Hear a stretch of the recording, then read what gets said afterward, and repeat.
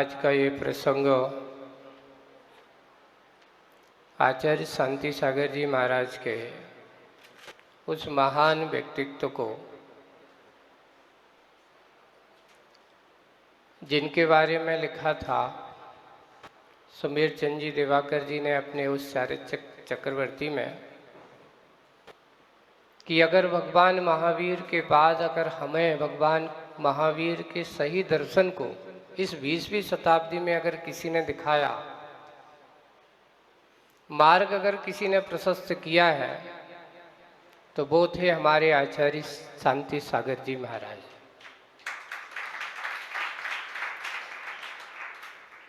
आचार्य शांति सागर जी महाराज का व्यक्तित्व, उनके बारे में जब हम कहें तो उनका निश्चय गृहस्थ जीवन से, उनके अपने उस आदर्शमय गृहस्थ जीवन के साथ उनका जुड़ा हुआ है। अभी मैं उनका एक छोटा सा प्रसंग पढ़ रहा था कि महान व्यक्ति के व्यक्तित्व को देख करके उसको समझने के लिए बहुत अच्छा प्रसंग था कि आचार्य उनके बड़े भाई थे जो मुनि श्री वर्धमान सागर जी बने, आदि गौड़ा जिसका नाम था। वर्धमान सागर जी महाराज ने एक प्रसंग उन्होंने सुना कि एक बार घर में आचार्य शांति सागर जी महाराज प्रायकर खेत पे रखवाली करने जाते थे, तो हम भी उनके साथ जाते थे। और वे थोड़ा सा समय मिला, खाली समय मिलकर के एक खेत पर ही वहीं पर चटाई बिछाई और थोड़ा सा आराम करने लेट गए। बहुत अच्छा प्रसंग लगा वो। तभी एक बहुत बड़ा काला विषधर, देखिए आप, शुरुआत शांति सागर जी से विषधर का संबंध कहां से है। काला विषधर वो आता और उनके शरीर के ऊपर से निकल जाना, और वापस में फिर बिल में एक बार हो गया, 2 बार हो गया। ऐसा क्यों हो रहा है? तो उन्होंने देखा कहीं ऐसा ना हो, कहीं उनको काट ना दे। दो बार ऐसा हुआ, आखिर ये आता और चला जाता है। तो उन्होंने उस समय कहा, लगता है महान व्यक्ति के व्यक्तित्व के चरण स्पर्श करने के लिए, उनके शरीर की वंदना करने के लिए त्रंच भी मैंने उनके उस व्यक्तित्व को घर में देखा।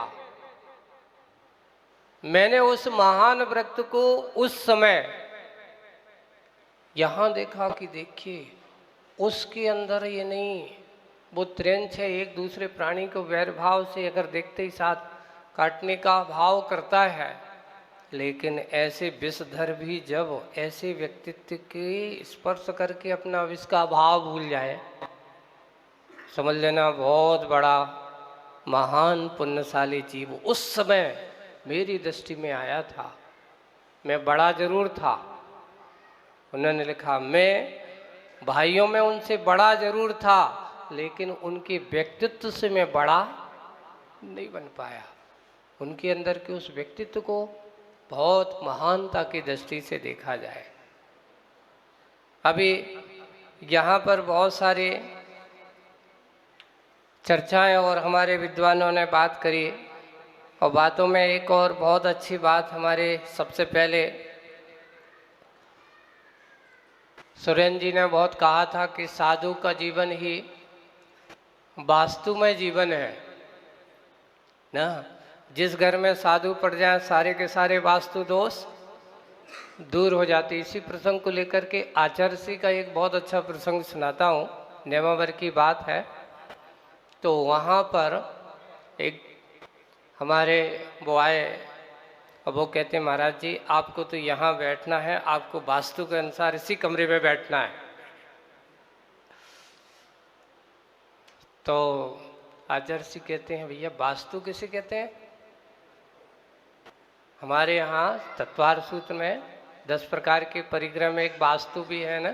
बने हुए मकानों को जिनका स्वामित्व हो उनके लिए वास्तु की जरूरत होती है। मेरा तो कोई मकान है ही नहीं,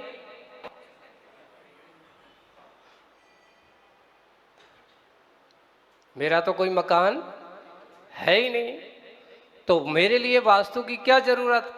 जिनके घर मकान हो उनको अपने वास्तु के अनुसार बैठना चाहिए। जिनके अंदर वस्तु तत्व की भावना चिंतन चल रहा हो उनका जहां बैठ जाए वहीं वास्तु होता है। साधु को वास्तु की नहीं वस्तु तत्व की ओर दृष्टि होना चाहिए। अगर हम वस्तु तत्व को ही दृष्टि बना करके चलेंगे तो आदर्शी का वो शब्द, जब प्रसंग बस चर्चाएं ये सब चीज़ें होती हैं और उन्होंने जब कहा कि वास्तविक सत्यता यही है कि ऐसा वास्तविक जीवन पूज्य आचार्य भगवान ने अगर देखा जाए तो उनके बताए हुए मार्ग पर हम चलें तो आचार्य शांति सागर जी महाराज का व्यक्तित्व आचार्य श्री ने बचपन में देखा। उनका कहना था कि लगभग जब मेरी उम्र 5-6 साल की रही होगी, 51-52 की लगभग की बात है, बेड़का हाल में वहाँ कोई पंचकल्याणक महामहोत्सव पूजन की बहुत बड़ा आयोजन हुआ। जब मैं 5-6 साल का था तब आचार्य शांति सागर जी महाराज के हमने दर्शन किए थे और उनके व्यक्तित्व को देख कर के मन में भाव आया था कि मुझे भी ऐसा बनना है। जैसे कि अभी एक हमारे वक्ताओं में, हमारे विद्युत वर्ग में कहा गया था कि साक्षात ईश्वर अगर कोई है तो वर्तमान में दिगंबर मुद्रा से बड़ा और कोई सबसे बड़ा वह दिगंबरत्व, वह मुद्रा जहाँ कुछ नहीं। एक किसी कवि ने कहा चाय गई चिंता गई मनुआ बेपरवाह है, जिनको कछु न चाहिए बेसाहन के साह। सही देखा जाए तो बड़े बड़े शहंशाह भी जिनके चरणों में क्या हो जाते हैं, उनके भी शहंशाह हैं। वे हमारे ईश्वर से बड़ा और कोई नहीं, वर्तमान में जीता जागता। उनकी दृष्टि में सही वास्तविक देखा जाए कि ये दिगंबर मुद्रा, ये वीतराग मुद्रा, हमारे यहाँ ये कहा गया जब अपन पंच परमेष्टि का स्मरण करते हैं तो नमो लोय सभ्य साहुरम भी कहते हैं, नमो आयरियाणम भी कहते हैं, नमो वज्जायाणम भी कहते हैं। किसी ने प्रश्न किया महाराज ये तो अभी परम पद में पहुँचे नहीं हैं, पर ये हमारे परमात्मा कैसे हो गए, ये हमारे परमात्मा कैसे हो गए। तो वहीं पर उत्तर दिया है कि परमात्मा बनने का रास्ता अगर शुरू होगा तो यहीं से होगा। पहले तुम कहो कि बिना रास्ते के, तुम कहो बिना मार्ग के मंजिल मिलेगी, तो संभव नहीं है। इसलिए हमारे आचार्य उपाध्याय और साधु ये वास्तविक देखा जाए तो मोक्ष मार्ग अगर ये है तो मार्ग का प्रतीक तो हमारे ये 3 परमेष्टि हैं और मंजिल के प्रतीक अगर हैं तो हमारे 2 परमेष्टि हैं। अरहंत भगवान बिल्कुल नजदीक पहुंच चुके हैं, किनारे पर बैठे हैं। इसलिए इनको हम मंजिल का स्वरूप बनाए। पहुंचना कहाँ है, जाना कहाँ है, ये हमारा उद्देश्य होना चाहिए। इसी उद्देश्य को लेकर के हमारे आचार्यों ने, हमारे ऐसे महान महान आचार्यों ने ये जो हमें मार्ग बताया है, इस मार्ग का अगर हम अनुसरण करें, इस मार्ग को हम आगे बढ़ाते चले जाएं, तो हमारी जीवन की सार्थकता नजर आएगी। आज जिनका हम व्यक्तित्व सोचिए कि जिन्होंने आचार्य पद, एक किसी ने कहा कि महाराज जी साधु को ये पद प्रतिष्ठा से क्या लेना देना। शांति सागर के समय भी ये बातें हुई थी। तो उस समय महाराज ने कहा कि देखिए कभी कभी व्यवस्था बनाने के लिए भी पद प्रतिष्ठाएं बहुत जरूरी है। अगर हर जगह व्यवस्था नहीं बनाए, इसलिए कहा कि व्यवस्थाओं को बनाए रखने के लिए ये आचार्य पद की प्रतिष्ठा हुई और उन्होंने कहा कि अब इन भव्य जीवों को मार्ग पर चलाना है, हर किसी को जिम्मेदारी नहीं दे रख सकते। और एक आचार्य शांति सागर जी महाराज जब उसमें पढ़ा, उनके वीर सागर जी महाराज को मुनि दीक्षा दी और उसी समय समाज ने और सबने मिलकर के कहा, महाराज अब आप ही हमारी श्रमण संस्कृति के खिवैया अगर कोई हो, इस सही मार्ग पर ले जाने वाले हो, तो वर्तमान में यही एक आप ही हो। देखिए उस समय भी उनके गुरु महाराज थे, एक विचारणीय है, उनके बारे में मैंने पढ़ा, चिंतन किया। 16 वर्ष की उम्र में वहाँ के वो भट्टारक बन गए।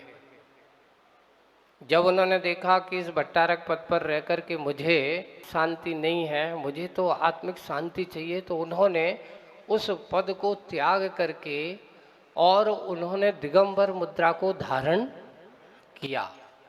2-3 साल बाद मुनि बन गए। आज भी वहाँ पर लोग देवप्पा स्वामी, देवेंद्र कीर्ति के नाम से उनको जानना जाता था। उन्हें देवेंद्र कीर्ति महाराज को आखिर मुनि बन जाने के बाद फिर भी थोड़ा बहुत दायित्व और कर्तव्य उनका चलता रहा। वहाँ पर निर्गंथ भट्टारक के रूप में उनको स्वीकार किया गया उनने, और उस समय वहाँ के भट्टारक उस परंपरा को चलाया उन्होंने किया। पहले वास्तविक रूप से देखा जाए तो निर्ग्रंथ भट्टारक ही हुआ करते थे। अब वर्तमान में जो परंपराएं अब चालू है वो अपने हिसाब से है, लेकिन पहले हमारे यहाँ आचार्य भट्ट अकलंक देव, उनको भी भट्टारक की उपमाएं दी हैं। तो वहाँ पूछा गया भट्ट ऐसे जो ज्ञान में उद्भट्ट होते थे उनका नाम भट्टारक कहा जाता था। जो ऐसे भट्ट उद्भट्ट बड़े बड़े विद्वान, ऐसे विद्वानों को भी, तो ऐसे आचार्य श्री शांति सागर जी महाराज, और उसी बात का अनुकरण करते हुए जिन्होंने पद तो लिया लेकिन पद को त्याग भी किया। और आचार्य ज्ञान सागर जी महाराज ऐसे आचार्य हुए। देखिए जब उनसे पूछा गया कि तुम इतने वृद्ध अवस्था में आचार्य बन रहे हो, अब क्या करोगे, तो उन्होंने कहा कोई बात नहीं। उस समय जब उनका एक और जो चारद चक्रवर्ती पद की बात आई थी ना, तो वो चारद चक्रवर्ती जब आचार्य ज्ञान सागर जी महाराज ने विवेक सागर जी महाराज को दीक्षा दी, तो उस समय उस समाज ने उनको भी चारित्र चक्रवर्ती पद का सम्मान वो दिया, पर उनने कह दिया कभी मैं ऐसे विश्व मार्ग चारित्र चक्रवर्ती पद आप देते हो देते रहो, पर मैं तो अपने आप को एक ही चारित्र चक्रवर्ती मानते, वो है हमारे आचार्य शांति सागर जी महाराज। लेकिन उन्होंने कहीं किसी अपने साहित्य में कहीं पर उल्लेख नहीं किया कि मैं चारित्र चक्रवर्ती या कुछ भी ऐसा नहीं किया गया, पर समाज ने दिया, देते आचार्य श्री को दिया। जैसे हमारे पंडित जी ने बताया अभी कि सागर की वाचना के दौरान उनको भी विद्वानों ने, बड़ी बड़े विद्वान सभा, बड़े धुरंधर विद्वान, फूलचंद जी, कैलाश चंद जी, पन्नालाल जी, हमारे जगन मोहन लाल जी शास्त्री, जिस उस बड़े बड़े विद्वानों ने उनको कहा, पर आचार्य सिंह ने कहा मुझे इन पदों की जरूरत नहीं है, निरापद होकर के ही जीवन में आत्मिक शांति होने वाली है।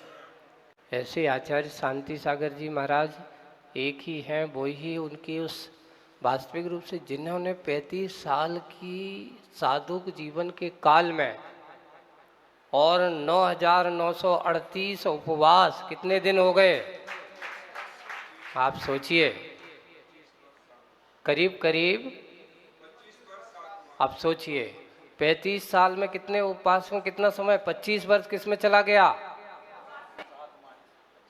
25 वर्ष 7 माह जिनका जीवन उपवास में। ये मत सोचना कि कई लोग से अब तो साधु बन गए, साधु बनने के अच्छा है लड्डू पेड़ा खाएंगे। खाने पीने के लिए साधु नहीं बनते हैं। जो खाने पीने के लिए साधु बनता है वो साधु नहीं, वो स्वादु होता है। साधु तो वो होता है जो अपने साधना के शिखर पर पहुंचे और अपने लक्ष्य की ओर बढ़ते चला जाए। ऐसे महान साधुओं में आज आचार्य शांति सागर जी का नाम।